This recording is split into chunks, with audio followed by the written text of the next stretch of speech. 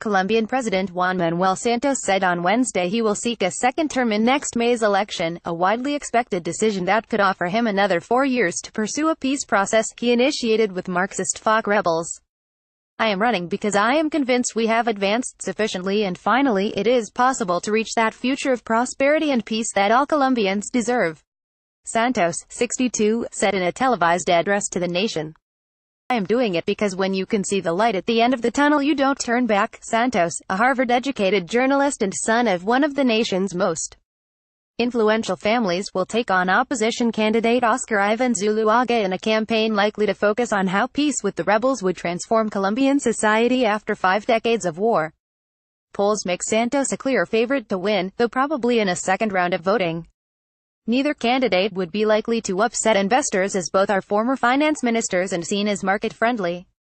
Economic growth has slowed in the last year on the back of weak overseas demand for local industrial goods. But output is expected to pick up in the coming months and provide a boost to Santos. Still, Zuluaga, a one-time senator and provincial mayor, charges that FARC negotiations have damaged the $360 billion economy. He accuses Santos of offering the rebels too many concessions and pushing talks so as to enter the history books.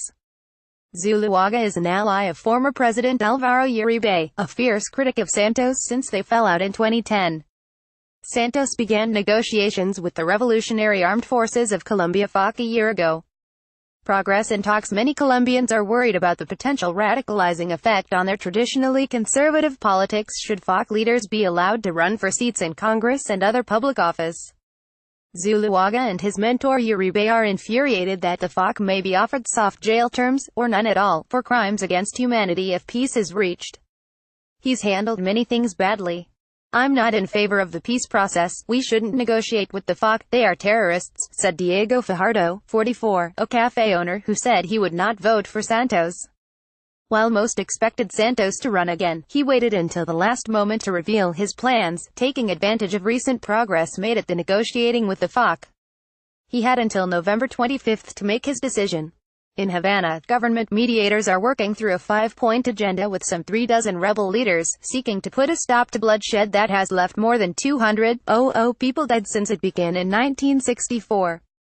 Earlier this month the two sides reached agreement on one of the toughest items on the agenda: FARC political participation. While details of the accord have not yet been revealed, the rebels are expected to be allowed to hold some sort of public office and possibly gain access to Congress. While Colombians are desperate for peace, they were beginning to tire of the slow pace of talks and FARC leaders making political statements from the podium while stepping up attacks on military and civilian targets. "I'll vote for Santos to give him the opportunity to finish what he has started with the peace process. That's the most important thing," said Monica Sanchez, 47, as she served cornbread in a Bogotá store. "We cannot continue with this war." Source: Q Colombia.